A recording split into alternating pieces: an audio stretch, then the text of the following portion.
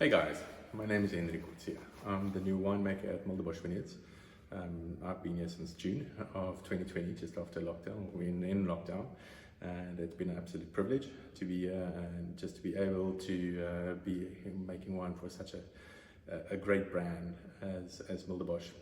We've been established since 1989, and it really is a winery or a vineyard that has a reputation for excellence.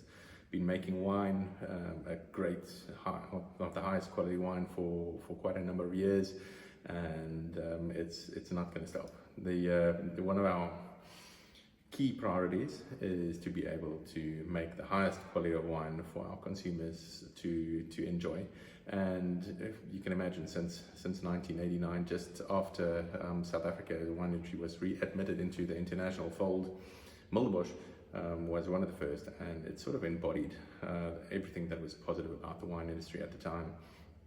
We were grounded in tradition, we still are. We've got a great traditional winemaking style, but that's not to say that we love to push the boundaries, we love to experiment, we love to challenge the status quo, and that's something that I'll be very, very excited to get going as well in my tenure here. The winery itself sort of lends itself to that style, that it's not a modern winery at all. It's a winery that you as a winemaker can just let your mind go. It's full of stainless steel tanks.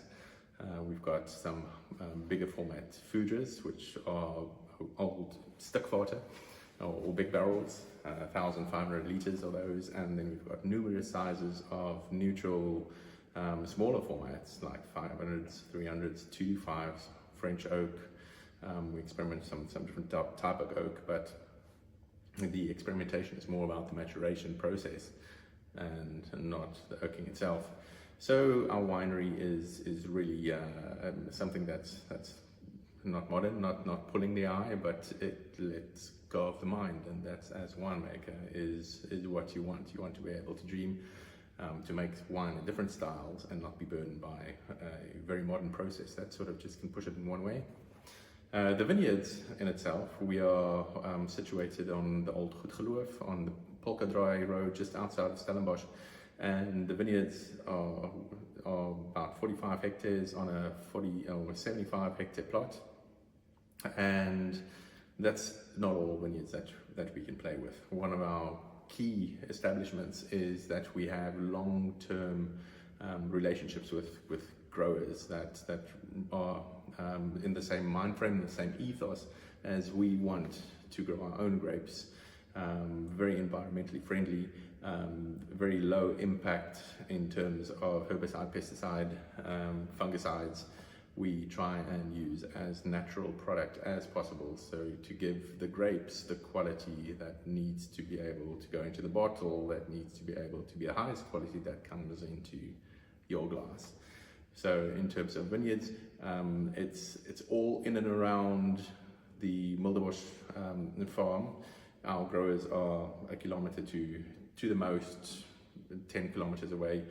We've got sites on Bottleray Hills, we've got sites on the Polkadraai Hills, Stellenbosch Kloof, Helderberg, some on Stellenboschberg, and then those are for all the other labels which we'll talk about in a moment. But we've got one label that we have got a great blend of different sites that are a little bit more far-reaching, and that's the rosé, the Cabernet Sauvignon rosé.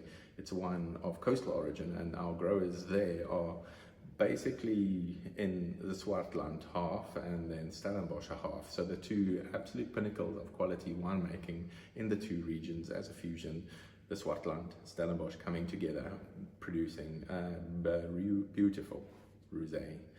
The winemaking team is me and also a new recruit in Mornay Magier, ex-Lawrenceford, and I think we are going to make a brilliant team going forward. Our managing partner is Krianto Oosthuizen. He is part of a shareholding group of 5, and the rest of the partners all American. Mulderbosch belongs to a conglomerate or an investment firm called Third Leaf Partners, based in New York and offices in San Francisco. and it's a great privilege to be able to work with an international company that we know has our backs. So in terms of going forward, for me as a winemaker, the future is extremely bright, very, very optimistic, very positive about the quality that you can see in the bottle, not only already in the bottle, but also going forward, something that I'm really, really excited about. So yeah, on to some great tasting. We'll see you in a minute or two. Cheers.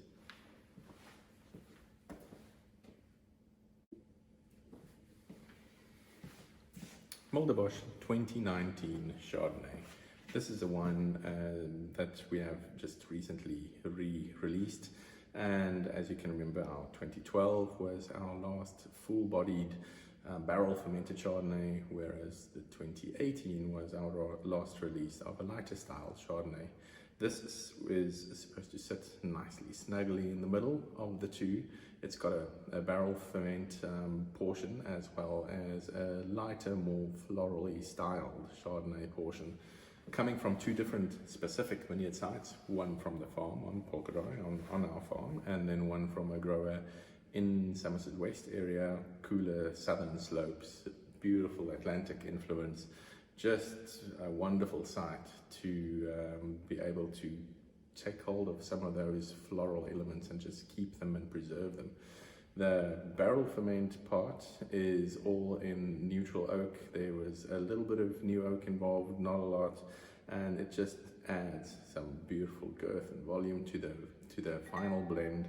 This is a wine style I think that a lot of people will appreciate, also something that a lot of people that were previously off the Chardonnay bandwagon hopefully will be getting back on soon, because this is a cracker.